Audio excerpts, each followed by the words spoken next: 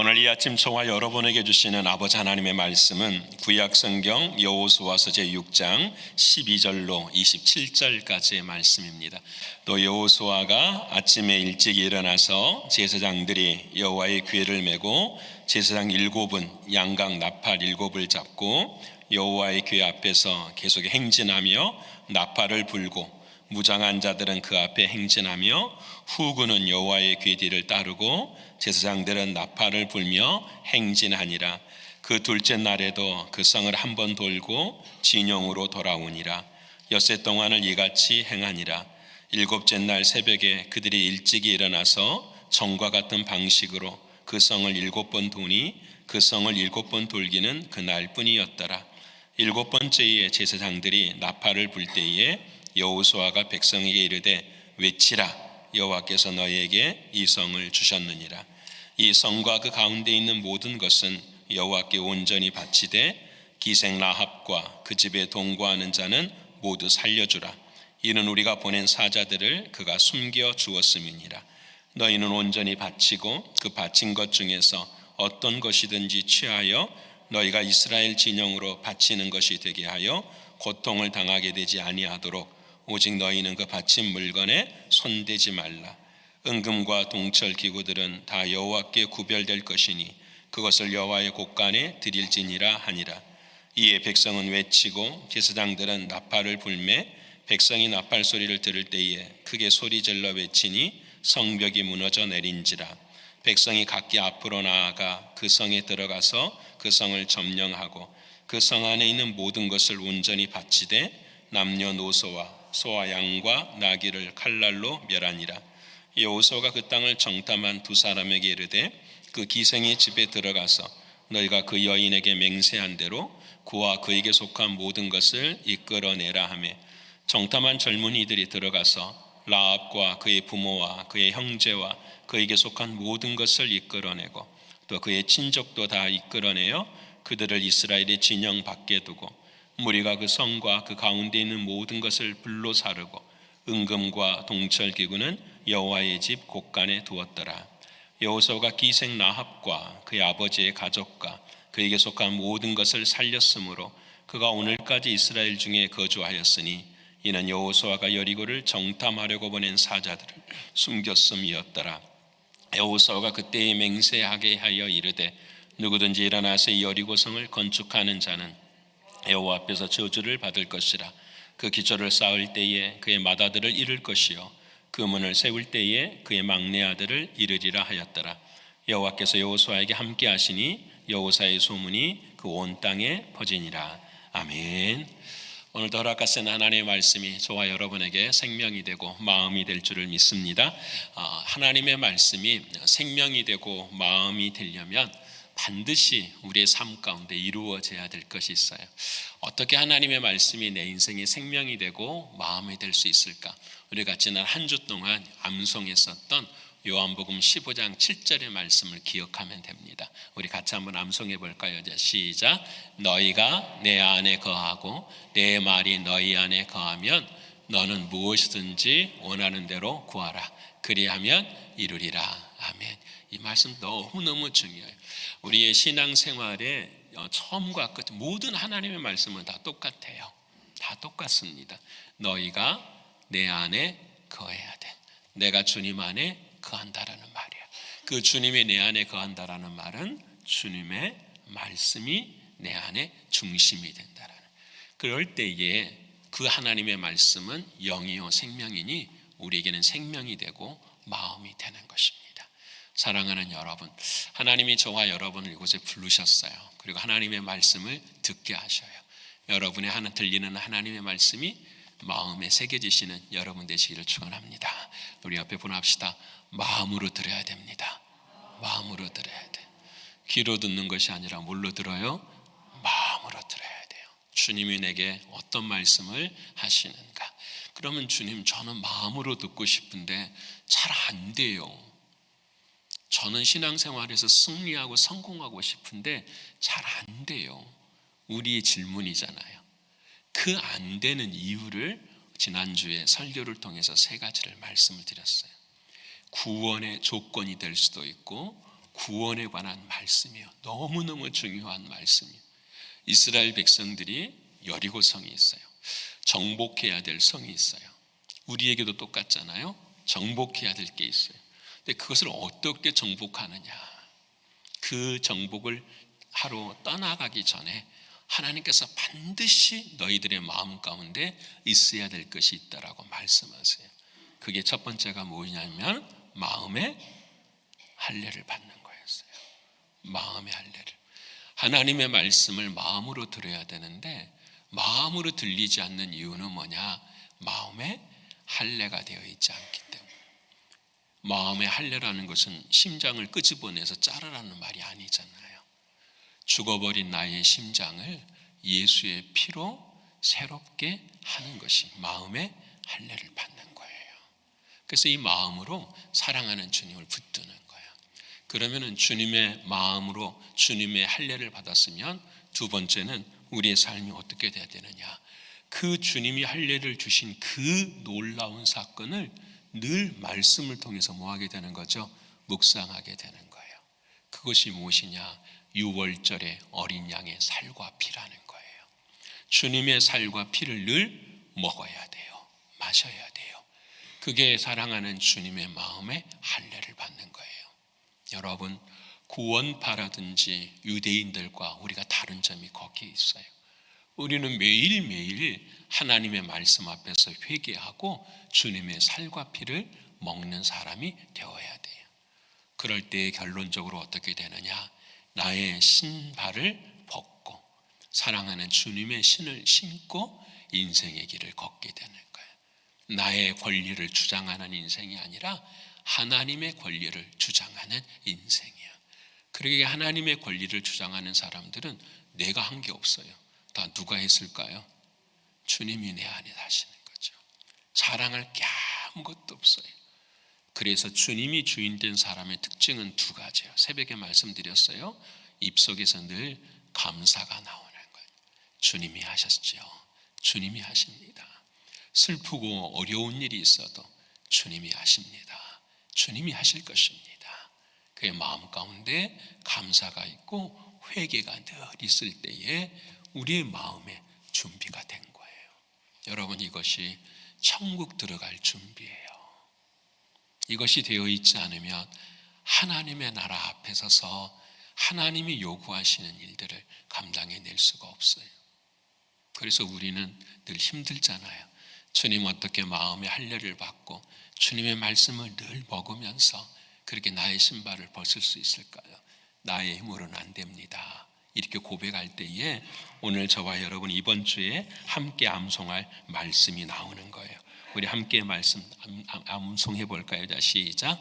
아무것도 염려하지 말고 모든 일에 기도와 간구로 너희 구할 것을 감사함으로 하나님께 아뢰라.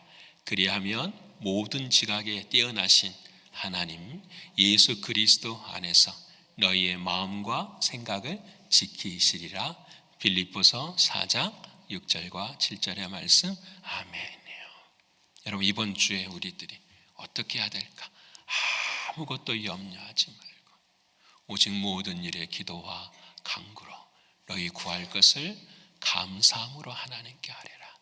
그래 모든 지각에 뛰어난 하나님의 평강이 그리스도 예수 안에서 우리의 마음과 생각을 지키시리라. 뭘 지키신다고요? 마음을 지키시는, 마음을 지키시는. 그래서 예수를 믿는 건 다른 거 아니에요. 마음이 변하는 거예요. 옆에 분 합시다. 마음이 변해야 사는 것입니다. 마음이 변해야 사는 것이, 마음이 변해야. 자, 이제 오늘 여기까지 이제 이렇게 점검을 딱 했어요. 점검하고 나니 우리는 이제 어디를 향하여 가야 되죠? 여리고성을 향해서 가야 돼요. 우리 앞에 여리고성이 있어요. 오늘 말씀을 저희들이 함께 나눠보십시다. 내 인생에 여리고성이 있어. 반드시 정복해야 될 성이 있어요.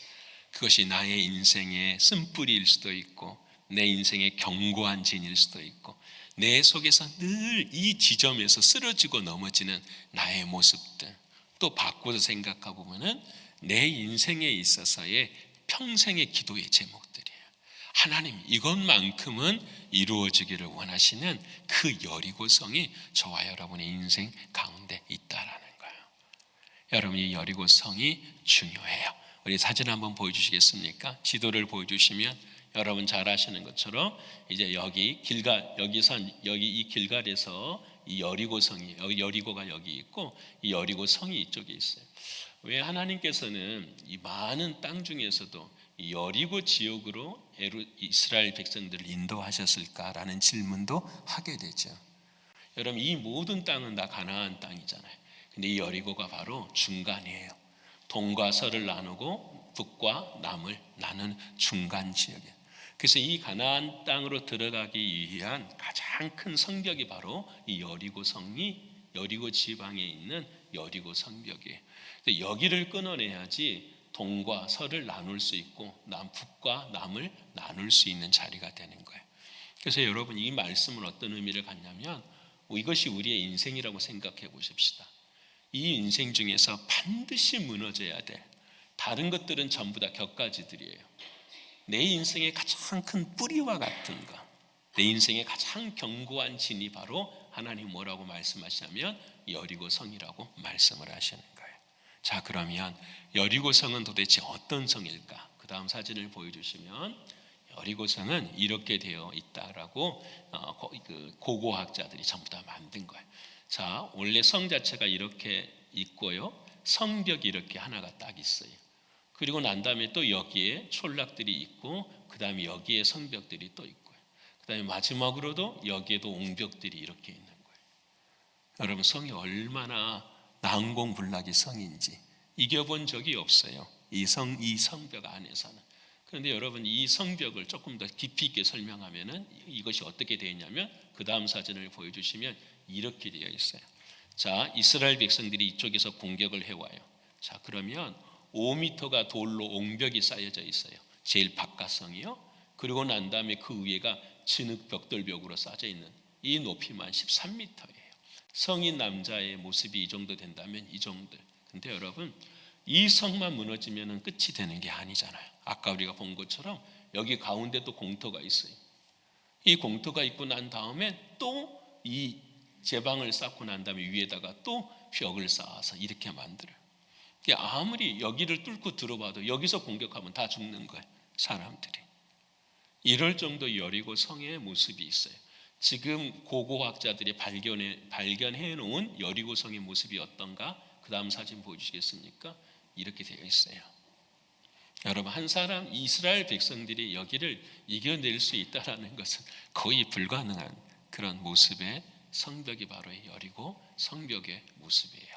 그 다음 사진이 뭐가 있나요? 제가 그 다음 봤습니다. 이 정도로 여리고 성벽은 난공불락의 성이에요. 이 성벽을 이겨낼 수 있는 방법이 없어요. 근데 고고학자들이 이 성벽들을 다시 재건축하면서 과학적으로 증명을 한 사실이 무엇이냐면, 이 성벽의 무너진 특징이 뭐냐, 밖에서 공격해서 안으로 무너진 것이 아니라 저 성벽들이 전부 다 안에서 밖으로 무너졌다라는 거예요. 여러분, 이스라엘 백성들이 공격을 했으면 이 성벽이 이렇게 넘어가야 되는데 그렇지 않았다라는 거예요. 전부 다 이 성벽이 이렇게 안에서 밖으로 다 무너져 있다라는 것을 고고학자들이 발견해요. 그래서 이 일은 누구밖에 할 수 없느냐? 하나님밖에 할 수 없다라는 걸 우리에게 말씀해 주고 계세요. 그래서 여러분, 제가 오늘 설교 제목을 영적 여리고를 뭐하는 길이라고 썼어요? 접수하는 길이라고.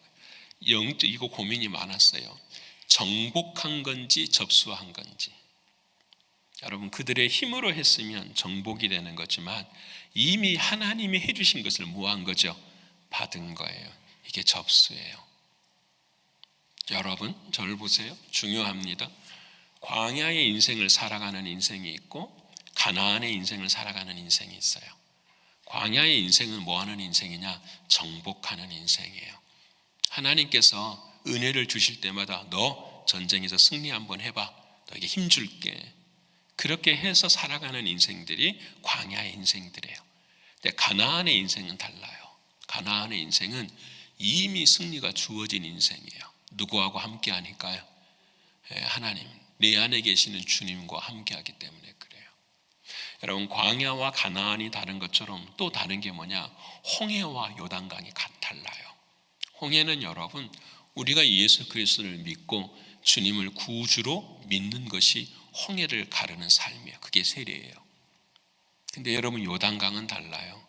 요단강은 내 인생의 구원의 주님뿐만 아니라 내 삶의 생활의 주님으로 모시는, 내 삶의 진짜 주인이 주님이십니다, 나와 함께 호흡하시는 그 주님이십니다를 고백하는 것이 바로 요단강을 건너는 이스라엘 백성들에게 주는 영적인 교훈인 거예요. 여러분, 우리는 많은 사람들이 이렇게 살아요. 아직도 광야에서 목회자가 뭘 하십시오 해야 됩니다. 이렇게 끌려가는 교회는 어떤 교회예요? 광야의 교회예요. 지치고 힘들어서 못해요. 갈수록 무거워져요. 그런데 여러분, 어느 교회는 은혜를 알아요. 하나를 하면은 두 가지, 세 가지를 더 하려고 해요. 무엇이 중심이 되기 때문에 그럴까요? 은혜가 있기 때문에. 내 안에 진짜 주님이 주님이시기 때문에. 부흥하는 교회, 부흥하는 가정, 부흥하는 사업은 간단해요. 여러분, 사업지도 그러지 않아요? 여러분, 일꾼도 열심히 하지만 주인은 더 열심히 해요. 왜 그럴까요? 내 것이니까. 내 것이니까. 똑같잖아요. 교회도 신앙도 똑같아요. 내 안에 주님이 내 것이면, 내가 주님 안에 있으면 우리는 열심히 할 수밖에 없는 거예요. 왜? 그 모든 것이 은혜이기 때문에 그래요. 사랑하는 여러분, 오늘 이 아침 저와 여러분이 저 난공불락의 여리고성을 무너뜨리실 수 있는 저와 여러분 되셔서 주님이 행하신 일을 접수하실 수 있긴 그런 은혜가 있기를 축원합니다. 그러면 이제 딱 나가면 전략을 세워야 되잖아요. 전쟁에 나가면 전략을 세워야 돼요. 어떻게 해야 되는가? 오늘 이것이 오늘 저와 여러분의 삶의 사단과 마귀의 견고한 진을 무너뜨리는 방법이에요. 첫 번째는 뭐라고 해야 되느냐? 언약궤가 중심이 되어야 돼요. 오늘 본문 13절의 말씀인데요, 우리 같이 읽어볼까요? 자, 시작. 제사장 7은 양각 나팔 7을 잡고 여호와의 궤 앞에서 계속 행진하며 나팔을 불고 무장한 자들은 그 앞에 행진하며 후군은 여호와의 궤 뒤를 따르고 제사장들은 나팔을 불며 행진하니라. 아멘. 아까 그 사진 좀 보여주시겠어요? 그 사진 보시면, 여기 보시면 이렇게 되어 있어요. 여리고성, 이것은 이제 그린 것 같아요. 여리고성인데 오늘 본문의 말씀을 따라 보면은 나팔을 부는 제사장들이 앞에 있고 언약궤가 중간에 있고 그리고 백성들이 뒤따라요. 성경을 보면은 누가 있냐면 여기 앞에는 무장한 자들이 있고요, 여기 뒤에도 무장한 자들이 있고 그 뒤에 200만 명의 이스라엘 백성들이 따라가는 거예요. 자, 여러분, 이 모든 행진의 중심은 뭐에 있는 거죠? 언약궤에 있어요. 이것이 참 중요합니다. 이 이스라엘 백성들, 여기 위에 여리고의 군사들이 다 바라보고 있어요. 이 이스라엘 백성들이 무엇을 하는지. 이 사람들은 여기를 바라보지 않아요. 무엇만 바라보느냐? 언약궤만 바라봐요. 왜 그럴까요? 언약궤가 멈춰 서면 그 자리에 서는 거고요, 언약궤가 진보 앞으로 나아가면 그들도 함께 진보에 나아가는 거예요. 여러분, 여기에 우리가 영적인 교훈을 갖죠. 우리의 삶의 문제 앞에서 여러분, 우리의 시선은 다 여기에 있어요. 이 성을 어떻게 무너뜨려야 되는가? 이들은 우리를 어떻게 공격할 것인가? 여기에 전부 초점이 있어요. 근데 사랑하는 하나님, 오늘 말씀하십니다. 모든 것의 중심은 뭐가 되어야 되느냐? 언약궤, 다시 말하면 예수 그리스도, 그분이 되어야 된다라는 거예요. 왜 그럴까요? 여러분, 왜 그럴까요? 왜 예수 그리스도가 중심이 되어야만 이 눈에 보이는 성이 무너질 수 있을까요? 이 싸움은 여러분, 이들과의 싸움이 아니거든요. 이 싸움은 어떤 싸움이냐면 죄와 의의 싸움이 되기 때문에 그래요. 왜 그러느냐? 여러분, 저도 몰랐는데 이번 새벽에 우리가 신명기 말씀을 읽었잖아요. 신명기 말씀에 모세가 이 말씀에 대한 예언을 해놓은 걸 찾아냈어요, 제가. 여러분, 신명기 9장 4절의 말씀 읽어볼까요? 시작. 내 하나님 여호와께서 그들을 내 앞에서 쫓아내신 후에 내가 심중에 이르기를 내 공의로움으로 말미암아 여호와께서 나를 이 땅으로 인도하여 들어서 그들 차지하게 하셨다 하지 말라.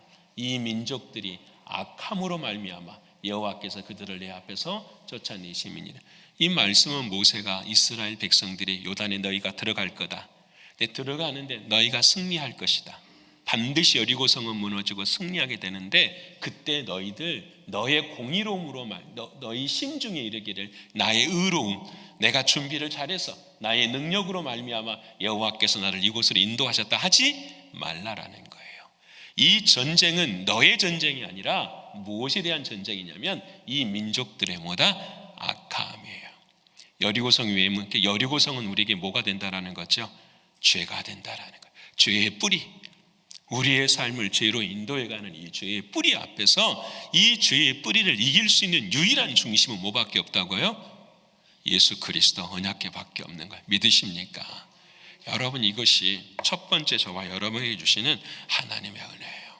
사랑하는 여러분, 거짓 자아들, 옛사람들, 겉사람, 우리들의 삶의 분과 화, 이 모든 것들을 이기는 것은 여러분 나의 노력이나 나의 돌을 닦는 심정이나 여기 있는 것이 아니라 누구를 중심으로 모시고 살 때요? 예수님을 바라볼 때예요. 좌절하고 슬퍼져도 마찬가지예요. 나를 이것에서 이겨내게 하실 분은 누구밖에 없으시다? 예수님밖에. 내 인생을 변화시키고 내 삶의 열매를 맺게 하실 분은 누구밖에 없으시다? 예수 그리스도밖에. 믿으십니까? 여러분 아까 사진 봤잖아요. 그 벽에 있는 사람들이, 이스라엘 백성들이 어떻게 걸어가는가만 보고 있겠어요? 다 화살 가지고 조준하고 있을 거잖아요. 죽이려고 전부 다. 여러분 그 길을 200만 명이 가면서 두려워하지 않았겠어요? 떨리지 않았겠어요? 무섭지 않았겠어요? 근데 여러분 놀라운 사실은 이 언약궤만을 가지고 중심을 따라가니 그들이 화살 하나를 날려요? 못 날려요? 못 날려요. 여러분 놀라운 진리죠. 충분히 그들은 공격할 수 있었지만은 하나님이 막으세요? 안 막으세요? 막아버리십니다. 누구를 시선을 중심으로 살아갈 때? 예수 그리스도를 시선을 중심으로 살아갈 때요. 여러분 이것이 첫 번째 언약궤가 왜 중심이어야 되는가를, 그리스도가 중심이어야 되는가를 저와 여러분에게 말씀해 주세요. 근데 우리는 그 예수님을 어떻게 바라보지 못해요. 여러분 그래서 제사장들이 언약궤를 어디에 매라고 하죠? 어깨에 매는 거예요. 하나가 되지만 여러분 발밑에 손으로 끌고 다니라는 게 아니에요.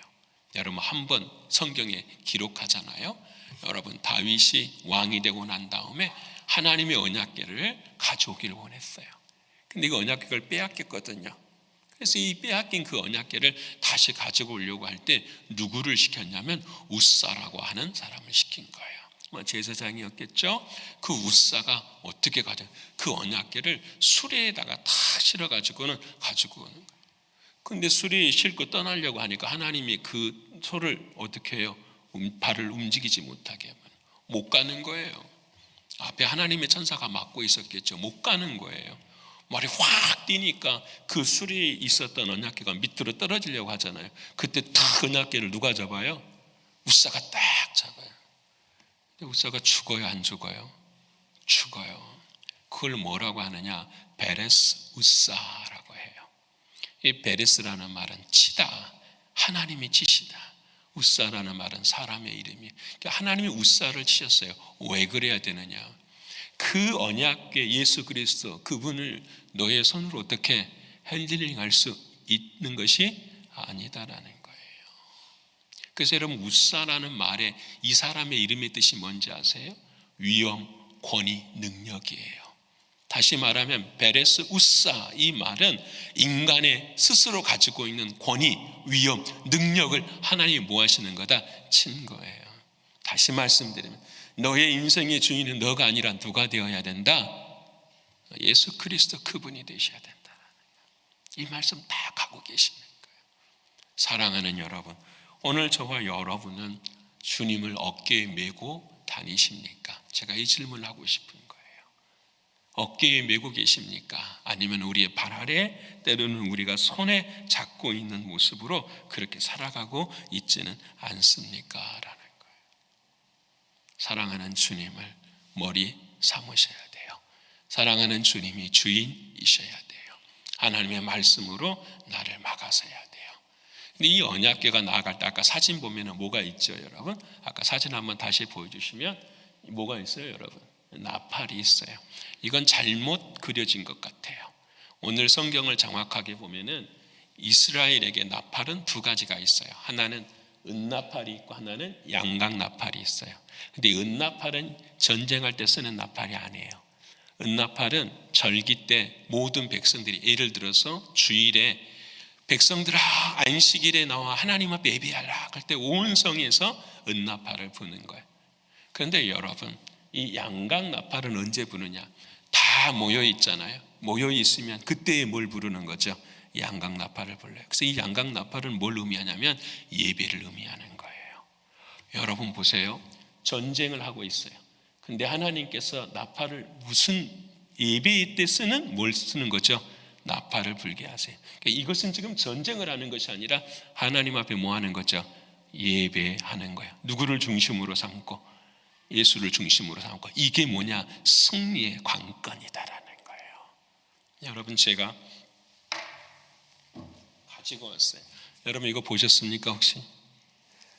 이 양각나팔이에요. 이게 이스라엘에서 가지고 온 거예요. 이게 양각나팔인데, 양각이라는 말은 양의 뿔로 만든 게 이게 양의 뿔이에요. 그대로 두 개가 있는 게.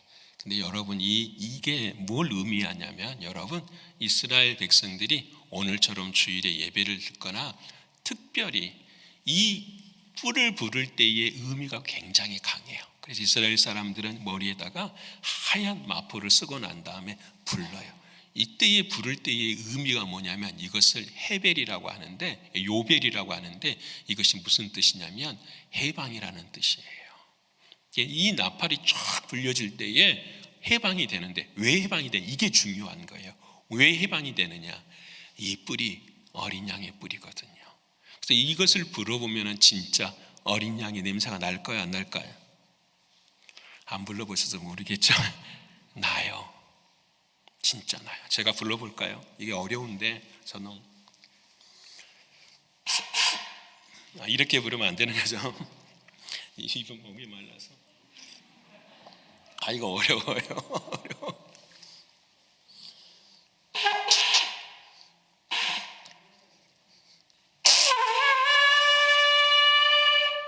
이렇게 나는 게 이렇게. 이건 뭐 이런 게 없고 그냥 나팔이에요. 근데 이게 이렇게 7명이서 그렇게 부르는 거예요, 같이. 안 되네. 제가 연습을 몇 번 했는데 이게 쉽지 않더라고요. 근데 긴장이 되니까 더 그런 것 같아요. 이걸 이렇게 빵 불어요. 빵 불면은 이게 이스라엘 사람들은 나팔 소리를 들으면서 뭘 생각하는지 아세요? 이게 중요해요. 해방을 생각하는데 자유. 무슨 자유를 생각할까요? 예수님의 다시 오심의 자유를 생각하는 거예요. 마지막 승리. 그 증거를 보여드릴게요. 요한계시록 11장 15절 말씀 같이 읽어볼까요? 자, 시작. 7째 천사가 나팔을 불매 하늘에 큰 음성들이 나서 이르되 세상 나라가 우리 주와 그의 그리스도의 나라가 되어 그가 세세토록 왕노릇 하시리로다 하니 아멘. 여러분, 이 사람들이 부르는, 저는 이거 준비하면서 이 나팔에 대해서 좀 생각하면서 이스라엘 백성들은 어떻게 했을까를 하는데, 지난 언젠가 저기 워싱턴 DC에서 유대인들의 집회가 있었어요. 근데 이 유대인들의 집회가 예수를 믿는 사람들의 유대인들의 집회였던 것 같아요. 근데 이 사람들이 한 7, 8명이 나와서 이 나팔이 소리가 똑같아요. 빠방. 왜? 이게 없으니까, 피스톤이 없으니까 빠방 소리가 나는데, 이 사람들이 하나를 부를 때마다 이렇게 고백을 해. 에슈와를 고백하는 거예요. 에슈와. 에슈가 뭐예요? 여호수아. 그리고 신약에 와서는 예수. 여러분, 그리고 마지막에 주이시 유대인들이 예수 그리스도를 고백하는 거예요. 다시 오실 주님을. 여러분, 오늘 이 나팔의 의미가 바로 그거예요. 오늘 이 세상의 마지막 날에도 나팔이 울릴까요, 안 울릴까요? 울려요. 여러분, 주님의 나팔이 어디에서 울릴까요? 우리의 마음에 울리는 거예요. 목사님, 귀에 아니잖아요. 마지막 날 주님이 오실 때에는 무덤의 문이 열려서 죽은 자도 어떻게 해요? 살아나는 거예요. 육신의 귀로 나팔이 울리는 것이 아니라 마음으로 나팔이 울리는 거예요. 누구의 음성이 들린다라는 거죠? 주님의 음성이 들리다라는 거죠.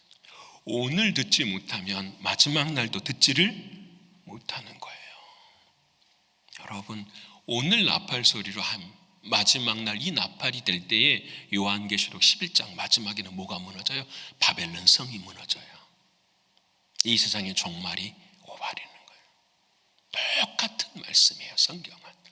사랑하는 여러분, 오늘 저와 여러분의 인생 가운데도 마찬가지예요. 나팔을 부를 수 있어야 돼요. 예수 그리스도. 그래서 이번 주부터 우리는 전도를 시작을 해요. 여러분, 제 소원이 딱 하나예요. 예배드리고 점심 드시고 전도하러 나가는 것. 주일날은 딱 이거. 예배드리고 점심 드시고 전도하러 나가는 거예요. 이것뿐이에요. 여러분, 거룩한 주일 뿐만 아니라 우리 교회는 지금 계속해서 주중전도를 하고 있어요. 올해부터 토요일까지 계속하고 있습니다. 여러분, 우리 신광교회는요, 다른 건 자랑할 게 아무것도 없어요. 근데 딱 한 가지는 사람들로부터서 자랑이 들어와요. 신광교회는 전도하는 교회다라는 거예요. 이것은 저희가 하는 말이 아니에요. 다른 교우들이 하는 말이에요. 다른 교회 분들이. 신광교회는 전도하는 교회다. 근데 그것이 많은 사람들이 이렇게 이야기한대요. 신광교회는 교인도 많은데 왜 그렇게 전도하려고 했었느냐. 전도는 교인의 많고 적음이 아무 상관이 없어요. 이건 우리가 울려야 될 나팔이기 때문에 그러는 거예요. 그래서 이번에 수요일 날 기도에 우리 뜨겁게 기도하고 목요일 날도 전도하는 거예요. 여러분, 목요일 날 일주일에 하루를 쉬시는 분들은 목요일 날 쉬었으면 좋겠어요. 그래서 오전에 1시간 반 교회에 와서 잠깐 기도하고 전도하러 나가는 거예요. 놀라운 하나님의 은혜와 사랑이 있어요. 저는 간증할 수 있어요. 전도하는 가정은 살아요. 여러분의 삶이 막혀 있는 거 있지 않습니까? 전도하면은요, 하나님이 여러분의 가정을 책임져 주세요. 믿으십니까? 전도하고 가난한 자 보지를 못했어요. 전도하고 삶에 막힌 자들 보지 못했어요. 전도하면 하나님은 100% 하나님께 말씀하셨거든요. 전도하는 자들이 30배, 60배, 100배의 열매를 하나님 맺게 하세요. 믿으십니까? 여러분, 진짜로 그래요. 그래서 저는 이번 일 통하여서 여러분 모두가 다 전도에 힘쓰실 수 있는, 나팔을 부실 수 있는 우리 모두가 되기를 축원합니다. 두 번째로 전략은 뭐냐? 순종이 전략이에요. 옆에 분 합시다. 순종해야 됩니다. 순종해야 돼요. 오늘 본문 14절의 말씀인데요, 14절 말씀 같이 읽어볼까요? 자, 시작. 그 둘째 날에도 그 성을 한 번 돌고 진영으로 돌아오니라. 엿새 동안을 이같이 행하니라. 아멘. 여러분 아시죠? 이제 여호수아가 보세요. 하나님 앞에 기도를 했더니 하나님께서 여호수아에게는 이 모든 일을 다 보여주셔요.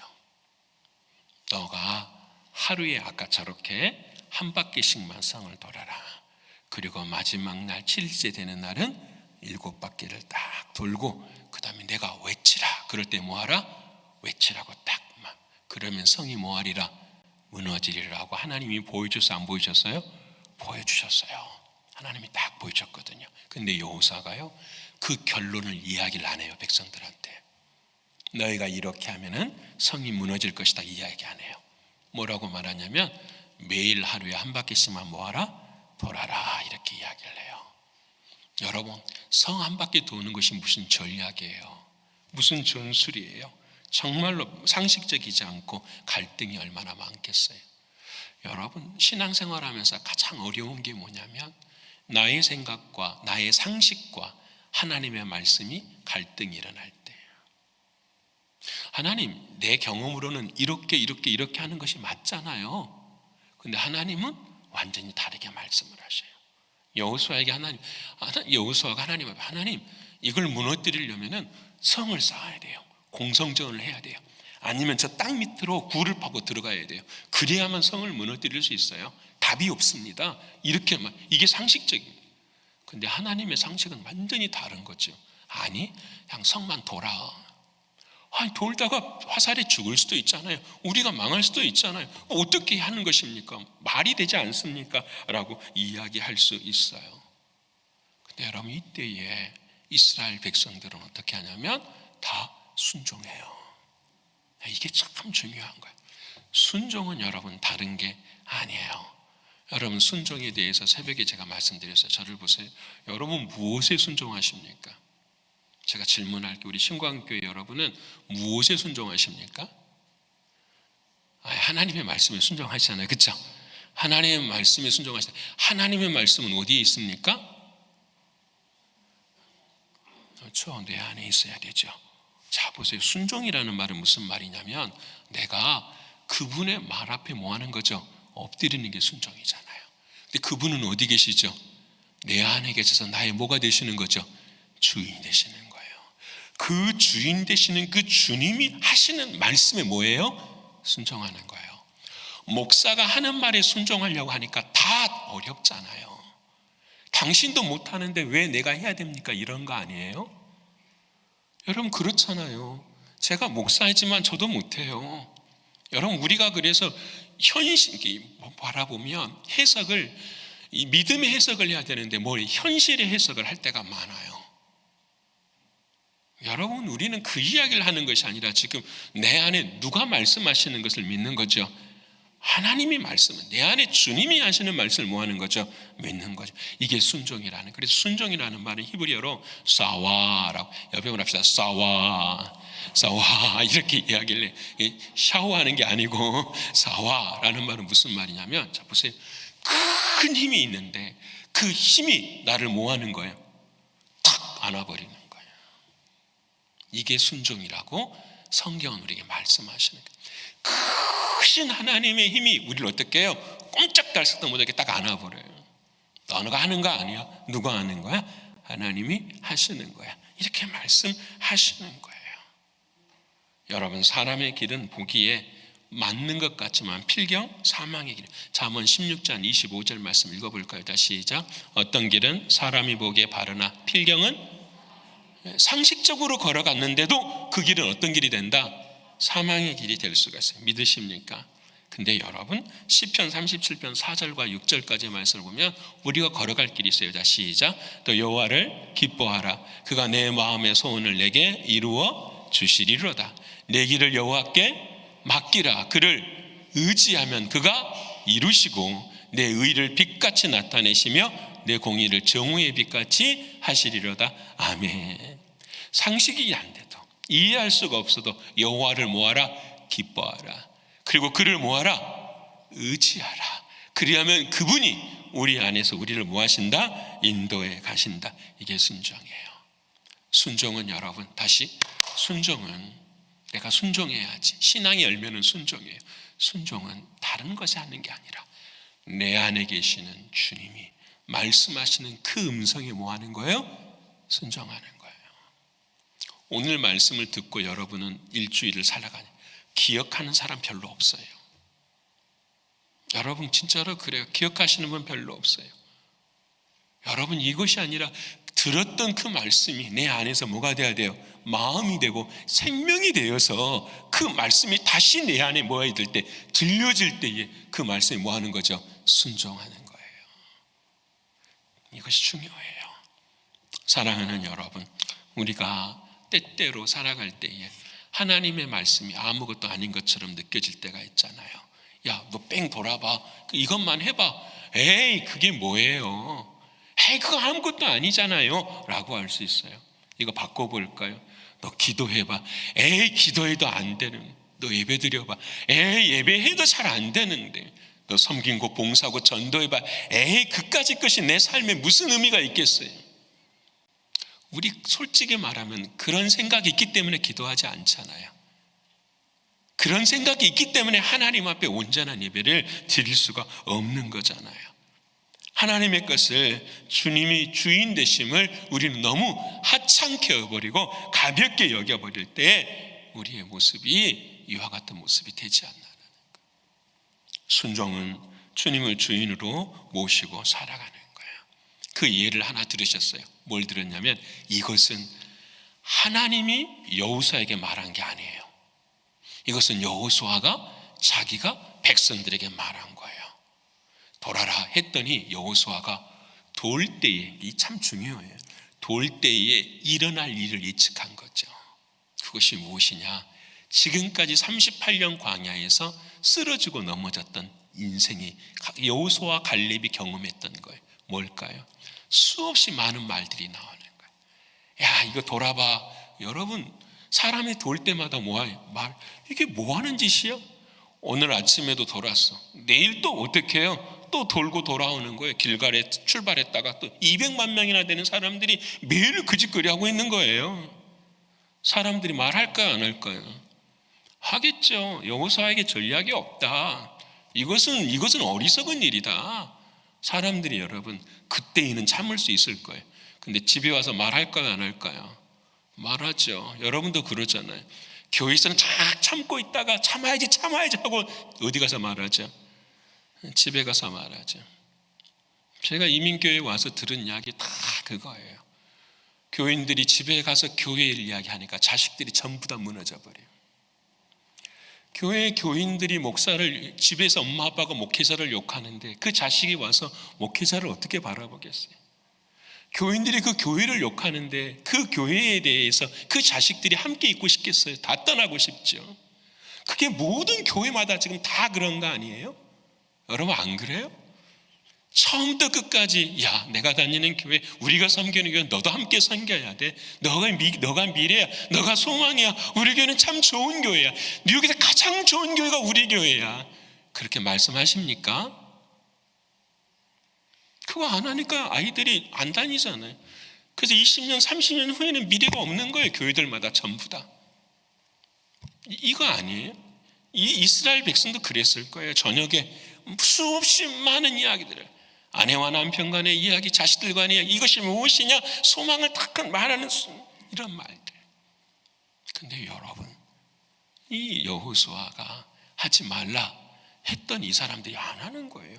저는 그게 이해가 안 되는 거예요. 하나님 입을 전부 다 꼬매버렸을까요? 아니잖아요. 이 사람들은 철저하게 안 거였어요. 뭘 알았어요? 왜 자신의 부모들이 광야에서 죽어야 됐었는가를 철저하게 안 거예요.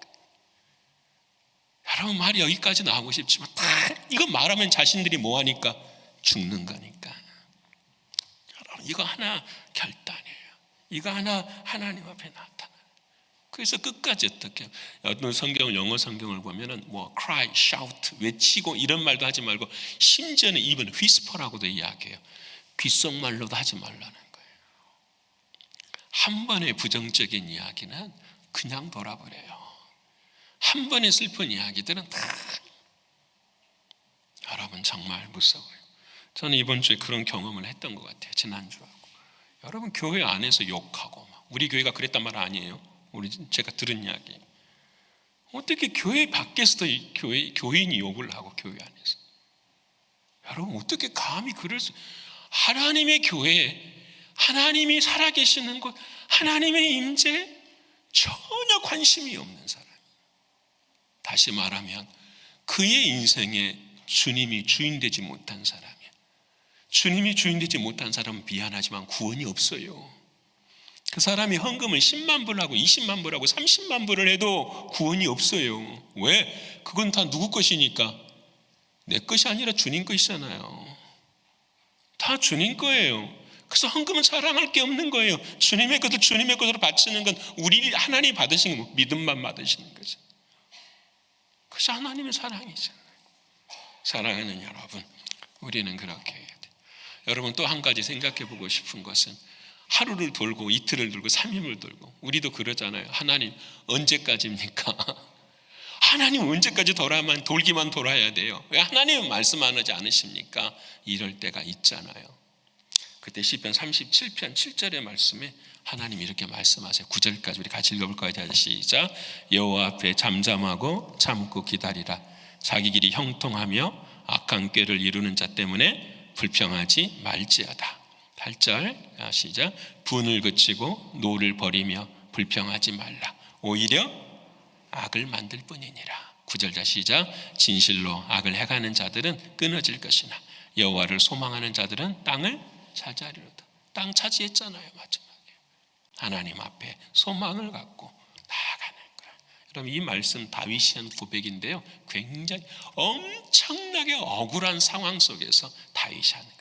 하나님, 내가 잘못한 게 없잖아요. 이게 현실이 그렇잖아요. 저 사람이 상식이 없는 거잖아요. 이렇게 말할 수 있는데 하나님께서는 다윗의 입을 탁 참고 기다리라. 너가 말하는 순간 악을 만들 뿐이다. 억울하지만 참으라. 마지막에 누가 하시겠다? 하나님이 하시겠다. 사랑하는 여러분, 교회는 침묵이 중요한 거예요. 내가 침묵할 때 누가 말씀하실까요? 하나님이 말씀하시는 거예요. 내가 말할 때는 누가 침묵하죠? 하나님이 침묵해요.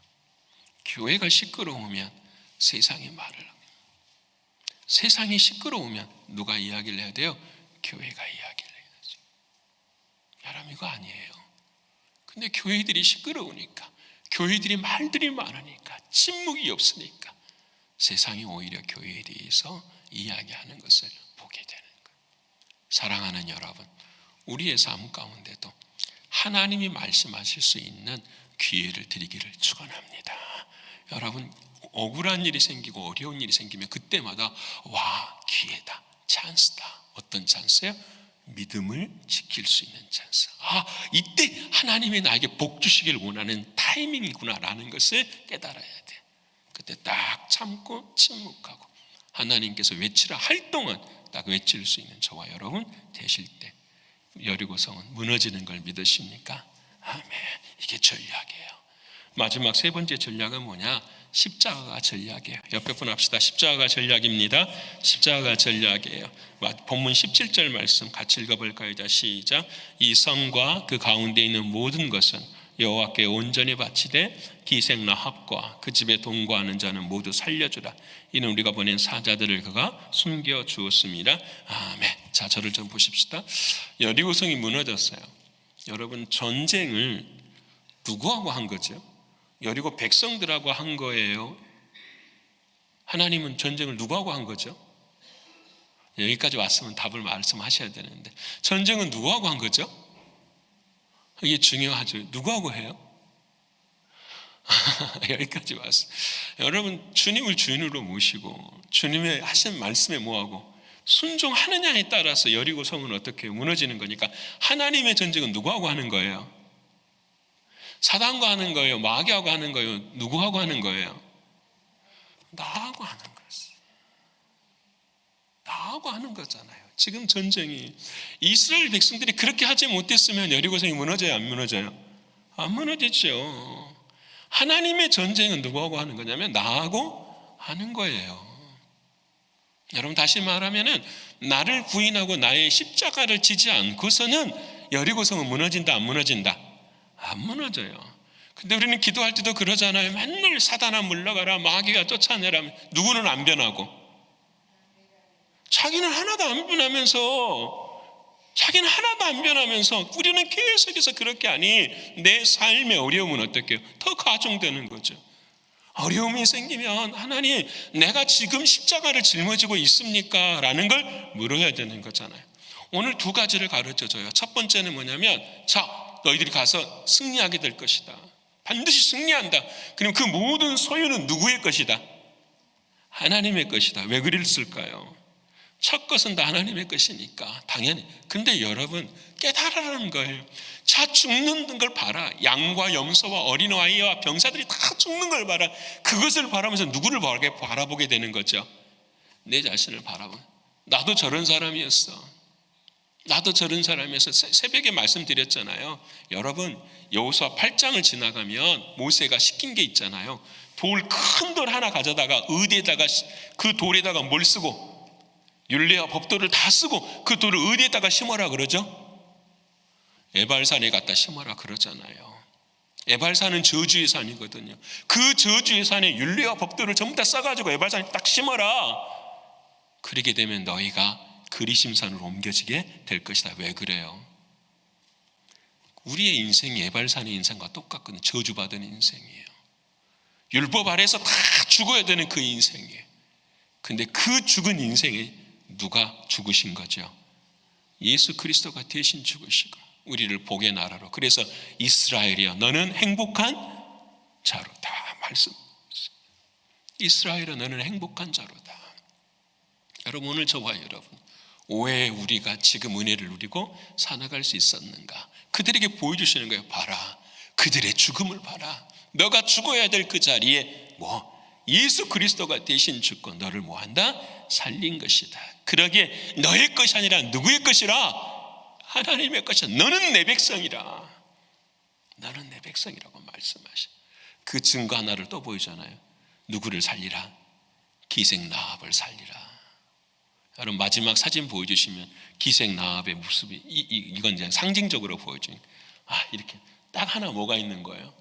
붉은 줄 하나 걸어놓은 이제. 여러분 여호수아 6장 읽어보면 3번이나 계속 말을 해요. 여호수아가 이 집은 살려야 된다. 이 집은 살려야 된다. 여러분 전쟁 중에 얼마나 힘들겠어요. 죽고 죽이는 그런 전쟁 가운데. 근데 하나님 말씀하세요. 십자가에 피가 있는 사람은 반드시 하나님이 뭐 하십니다? 살리십니다. 믿으십니까? 이 십자가가 증거라는 거예요.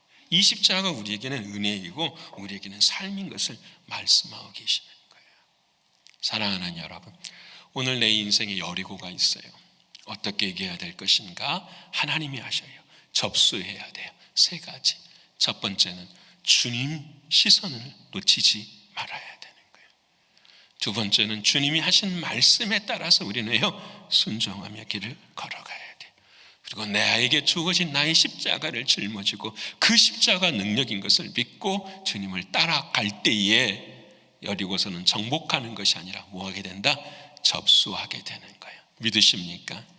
이번 주 수요일부터 있을 사순절 특별 새벽 기도에 저는 진굴의 나팔을 울리기를 바랍니다. 여러분 마음마다 나팔을 쫙 소리를 새벽마다 여러분 벨 소리를 다 바꾸세요. 나팔 소리로. 주님이 부르시는구나. 나팔 소리 딱 꺼져 새벽에 딱 나오셔서 40일 정말로 제가 간증해요. 40일 눈물로 기도하며 하나님의 놀라운 은혜의 역사 이루어 주님이 나를 만나 주시는 걸 경험해요. 그러면 세상 끝나요? 안 끝나요? 끝나는 거예요. 주님이 나를 만나주시는 그 경험하면 세상 끝나는 거예요. 이 은혜의 역사가 있어서 여리고성이 무너지는 저와 여러분 되시기를 간절히 축원합니다. 기도하겠습니다. 감사하신 주님 고맙습니다. 나에게도 우리 교우들에게도 여리고성이 있습니다. 반드시 접수해야 될 여리고성이 있습니다. 아버지 하나님 이번 한 주간 도와주셔서 예수 그리스도 그분 향한 시선이 멈추지 않도록 하나님 도와주시옵소서. 사랑하는 주님, 주님의 말씀에 순종할 수 있는 우리 모두가 되게 하여 주시옵소서. 나의 삶의 십자가, 그 십자가를 짊어지고 걸어갈 수 있는, 그래서 구원을 이루는 우리들이 되게 하여 주시옵소서. 인생의 마지막 날 나팔 소리가 울릴 때에 천국의 문이 열리고 사랑하는 주님과 동행하는 우리의 신앙이 되게 하여 주옵소서. 열어주실 줄을 믿습니다. 함께 하신 주님께 찬송과 존귀와 영광을 올려드리며 사랑이신 예수님의 이름으로 기도합니다. 아멘.